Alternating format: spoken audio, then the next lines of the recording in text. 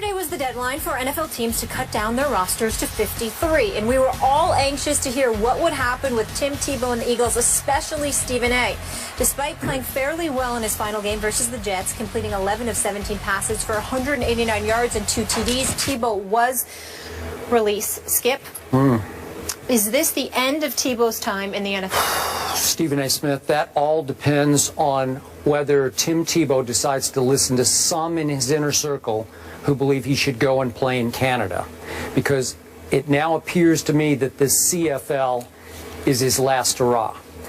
And yet, before I get into the particulars of that, allow me to say I'm so happy now that I don't have to root for Chip Kelly this year. Listen, Chip Kelly, what a snake in the grass he was in the end to Tim Tebow. After all the proclamations about how much he loved Tim and this is his guy and wants him on his football team and the it factor and this and that and blah, blah, blah, blah, blah. What did Chip Kelly do after he surprised many people out there, not just me? I think most people were stunned that he whacked Tim Tebow, cut him, and as Tim is walking out the back door, he kicked him in the behind by signing Stephen Morris off the waiver wire, who had just been cut by the Jacksonville Jaguars, who kept Bortles and Chad Henne, so Stephen Morris couldn't even make that team, and Chip Kelly signed him and kept him on the 53-man roster? Are you kidding me? A second-year guy, undrafted free agent last year, in place of Tim Tebow? Are you kidding me? What an insult that was to Tim Tebow, especially after the way Tebow played, and unfortunately you weren't around then, but his last preseason game, Tim Tebow, he showed out. He was pretty good that game. We read the numbers. And he did, you did. And he got to play in the second quarter, albeit against second-teamers, and the fourth quarter. But the 10 out of 19's a little diluted because there were 3 big drops in that game. And he threw 2 beautiful down-the-field footballs that started to look a little bit like the old unleashed Tim Tebow. He started to get a little swagger, a little rhythm, a little flow, a little momentum. We know how his emotions can carry a whole football team. And I'm thinking, okay, under huge pressure, last hurrah, last-ditch effort, he put it on the table and said, here, Chip Kelly, I've come this far. And Chip said, well, you know, he just hasn't had enough reps. So to me, just to kick Chip Kelly back in the butt, why shouldn't Tim just go on to Canada then? He's going to have to swallow a whole lot of pride because obviously he did win a Heisman Trophy and he did have an unbelievable 2011 run as a starting National Football League quarterback for the Denver Broncos from 1-4 to a division title and a playoff game win over your Pittsburgh Steelers. You will remember it for the rest of your life. Despite all that, you swallow your pride, you go to Canada, and you get your reps. The great Warren Moon had to go to Canada to get his reps and show the NFL what it was missing. Doug Flutie, who became a pretty good NFL quarterback, had to go to Canada and show the NFL that he wasn't too little to make it in the National Football League. So maybe it's time, and trust me, some in the inner circle are really pushing Tim, who's pushing back. He does not want to go. He's made it clear from the start, I do not want to play Canadian League football. No, no disrespect to them. It's just that Tim thinks he belongs in the National Football League. So when his last hurrah coach, Chip Kelly, said no, and I'm signing Stephen Morris and put him on my 53-man roster, maybe you should just get angry, Tim. Maybe you should say, watch this, because TV is always going to be there for Tim Tebow. I think he proved himself well enough on this network, wouldn't you say, for his, was it a year he was here? Okay, he can always go back. He just turned 28 years of age, so Tim, just do it. Go to Canada, show them, get your reps in, Chip Kelly, and then maybe someplace, somewhere, sometime, somebody will say, you know what? I need that on my football team. I need that guy in my locker room. I need him to run certain plays for me, or I need him to start for me. By the end of the year, I'm sure a lot of people will say, God, our quarterback situation is dreadful. Go to Canada and show them, Tim, because I think that's the last hope. You know, you really crossed the line on this. Chip Kelly. Let me tell you something. What did Chip Kelly do to Sean? What did he do to LaShawn? Let me tell you something right now. Yeah. If I hadn't just gotten off vacation, I'd have walked off the set with that ridiculous drivel you just did. I thought it was damn diatribe. I'm so disgusted with you right now. You actually put me in a position where I have to defend Chip Kelly. Yes. That's where you put me in. Well, don't. I have to, because that's a bunch of nonsense that just came out of your mouth. What do you mean stabbed him in the back? You're going to defend Chip Kelly? I have to defend Chip Kelly because I'm a fair-minded man. And all the stuff that I feel about Chip Kelly, you had me throw out around talking, Molly. I got to get on him right now. I can't believe that you sit up there and you can say that nonsensical stuff you just spewed out of your mouth. Tim Tebow, excuse me, they were raving about him. He improved his mechanics and his throwing motion. Once again, we have further evidence that he's not a quarterback. Why? Because high school quarterbacks don't have people talking about their mechanics and their throwing motion. You know why, Skip Bayless? Because it's assumed that when you play the position, that comes with it. It's the first thing you should have. So the fact that Tim Tebow is going through high school, won 2 national championships in college, went to the pros, won a playoff game, and in 2015, we're still sitting here talking and praising him for his throwing motion and his mechanics. You know what I'm waiting for next? What are we going to praise him for next? The kind of damn cereal he eats for breakfast? I don't want to hear that. The fact of the matter is he looked good in his last preseason game. And you know why it's such a big deal? Because it was a damn aberration. That's why. Because he's Tim Tebow. He can't throw. It's that simple. I like him. He's my friend. Did you watch him in the last game? I want him to come. I want him to come back and work for the SEC with ESPN. I want him to make some money in television. He's a beautiful human being. And if he stays in football, maybe, just maybe, if Tim Tebow wasn't as pig-headed as Skip Bayless, can't deviate, can't move around, can't adjust, can't understand that you can't play quarterback. Maybe you should be a tight end. Maybe you should be a running back. Maybe you should be on special teams. Maybe you should be a third down specialist. Damn it, maybe you should learn to play defense. Just don't throw the football, because that's not what you do, especially when you can't read defenses half the time. That's his problem. But you don't want to go there. Instead, you want to sit there and get on Chip Kelly for backstabbing him? Yeah.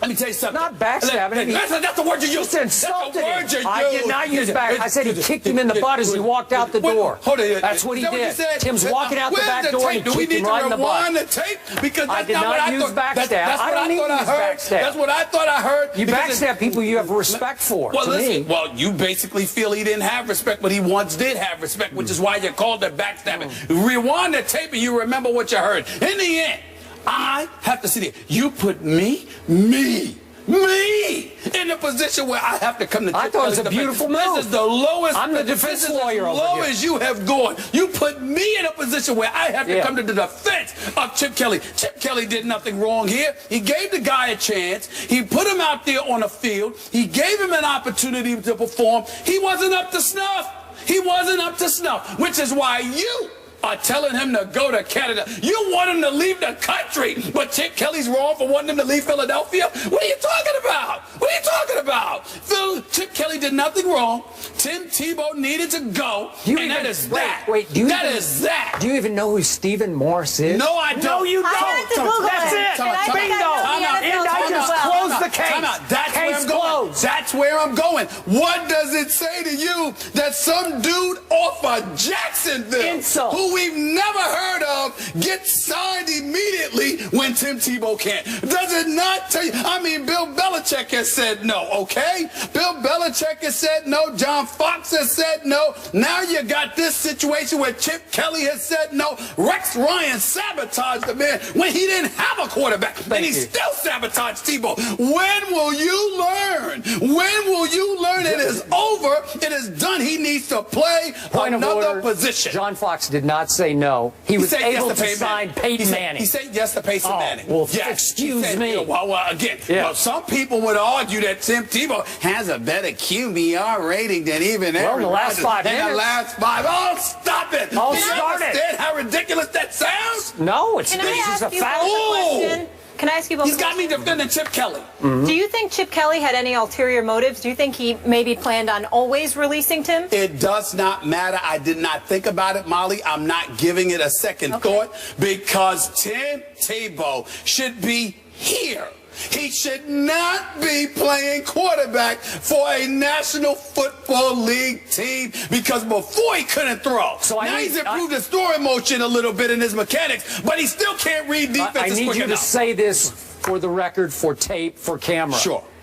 You're saying that it would be a waste of Tim Tebow's time to go play in Canada?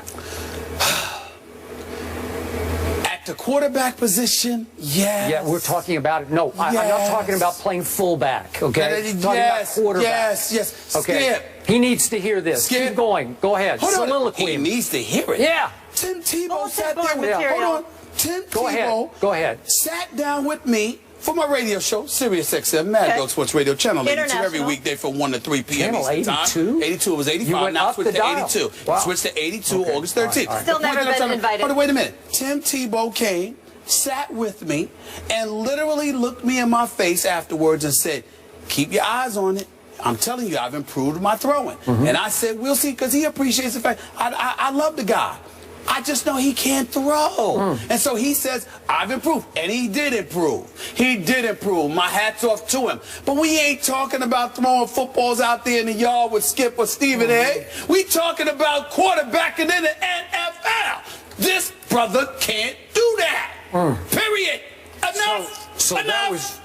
that was all just an aberration on that last night. That was. Yes. Wait. Maybe it was just a mirage. Yes. Maybe I didn't. Maybe I dreamed it. I dreamed it. Yes. Oh, he didn't not really that you do dreamed it. But it was an aberration. Okay. Like I told you, a dead clock is right twice a day. It doesn't matter. Whatever you see it, don't get caught up in it. At the end of the day, he can't read defenses quick enough and doesn't have the throwing capability to offset. So I have one last question. That's it. So how did that same guy in 2011 who can't throw take a dead-in-the-water 1-4 team to a division title? I'm answering that question with a question. How? I'm answering that question with a question. Answer. Why do you sit there and get to ignore the fact that just a year earlier Aaron Rodgers won a Super Bowl, but I need to remember how Tim Tebow won one playoff game? Why do I have to remember the one playoff game, but you can't remember a Super Bowl title? How is that? How is that? Just a year earlier? Yes, it was like 2010. 8 years old. 2010. Come on. That was 2010. That was a long time ago. That was prehistoric. Do you understand why?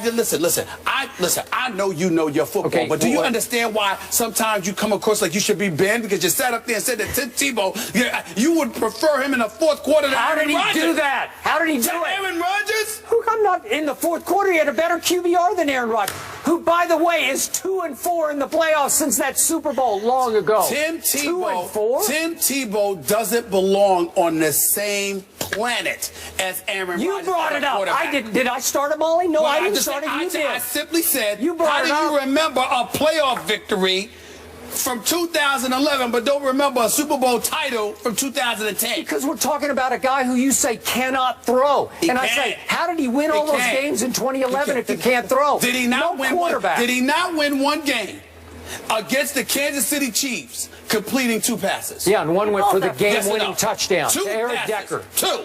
Oh, stop it. It is ridiculous. Thank you. You got me defending Chip Kelly. You! This is the lowest of the low. It was inspired. Man, go to break, please. Excuse me. I'm sorry. Go to break, Mom. Go. I can't take this, man. Right? I just can't take him right now. You're ridiculous. Philly's finest. They're back, everybody, in rare form. All right, one of the Williams sisters will be in the semis, but which one? That's the question. Do Serena and Venus get enough love? The guys will debate that coming up. Packers have dominated the Bears recently, winning 11 of their last 13 meetings. So Packers head coach Mike McCarthy is confident heading into their Week 1 matchup with Chicago. McCarthy said at the team's recent welcome back lunch that Green Bay plans to kick Chicago's booty. I changed that wording. Yes, you did. I like it, though. Right? Trying to be classy here. I don't know if that was. Do you have a problem with McCarthy's comments, Skip? No, I like these comments too, Stephen A. Smith, because it sounds to me like Aaron Rodgers is starting to rub off on his head coach, who's getting as full of himself as Aaron Rodgers is always full of himself. You are going into Chicago to play your longtime arch rival, who looks hapless and hopeless and down and out under new coach John Fox. They're saying Alshon Jeffrey might not play. Kevin White, who was my favorite receiver in the draft, could be out for the whole year with surgery for a shin splint. This is terrible. So you have been so hard on my guy Jay Cutler from Vanderbilt University. I am now leaning toward picking the upset in this game because Jay Cutler throwing to Martellus and even Eddie Royal and Forte, I don't know. Maybe they're just so bad that they'll be better than you think they'll be. Game at? at Chicago. Right. Roger Goodell will be there. Right. Yeah. Tell us. I forgot about that for a split second. Let me say this to you. Keep talking, Mike. Let me say this to you. Love it. The reason why I loved Molly's use of the word booty is because that's what I think of Jay Cutler. He's booty. Forget Jay Cutler. Please, if you Mike McCarthy, you ain't got anything to worry about. Who's Jay Cutler? All he gonna do is go out there and stick up the joint, and he's gonna do it in front of his hometown fans. This is what he does. The second he makes a mistake, which by the way will probably be in the first quarter, he'll get booed, he'll get a bit demoralized, or at the very least a bit melancholy, and then he'll nosedive from there, because that's who he is. McCarthy knew exactly what he was doing. Jay Cutler's going to get all excited. Please, he's not going to get excited. Okay, I love it. He's not going to get excited. He might for this one. Oh, please. Spare me. There's nothing to be concerned about whatsoever. The defense will be improved. The crowd will be psyched. Chicago will be ready. But Jay Cutler will ruin the day. He'll find a way. Don't you worry. Another accident waiting to happen. You know what? He's not an accident. He's on purpose. Yeah. He's on purpose. The Dallas Cowboys are an accident. Throw the game. You know what? Considering his level of apathy and indifference that he brings to his job, it might as well be about him throwing the game because he cares that little bit. Jay Cutler's getting his check. He's going to be able to take care of his family. He's going to go home. You understand? Jay Cutler's going to be just fine. That's the way it's going to be. He don't care about winning or losing. He cares about the money. He's a waste of time. You know, once upon a time, I remember this NFC Championship game at Soldier Field when he was riding in Chicago. When he was riding a bicycle. But he can ride a bicycle, right? You talking about that? You're trying to deflect attention off the fact that Aaron Rodgers stunk it up. You're right. Stunk the joint out in the second half and almost lost to Caleb Haney. You're right. Caleb Haney was playing quarterback for the Bears and he almost lost. Fair enough. But at least Aaron Rodgers showed up to play. Jay Cutler was on the sideline. He had a sprained medial collateral ligament. He couldn't backpedal to throw a pass, but he could ride the bicycle on the sideline. You understand? How cold was it that day? Who rides a bicycle in like 20-degree weather or 10-degree weather? Jay Cutler, that's who. Riding a bicycle. What do you think? He was a Batman? I mean, please. He's a joke. You know what? Batman might just show up this Sunday. Really? The Dark Knight? Gonna be a very dark night for Jay Cutler. That's just a waste of time. Mike McCarthy could talk all day about Jay Cutler. He wouldn't have said that about anybody else. He wouldn't have said that about Teddy Bridgewater. I would agree. But he says it about Jay Cutler. Agree. So what does it take? Keep talking, Mike. You guys are too much. I'm just excited. We have real games we're going to be talking about next week. More First Take in just a minute. Jay Cutler.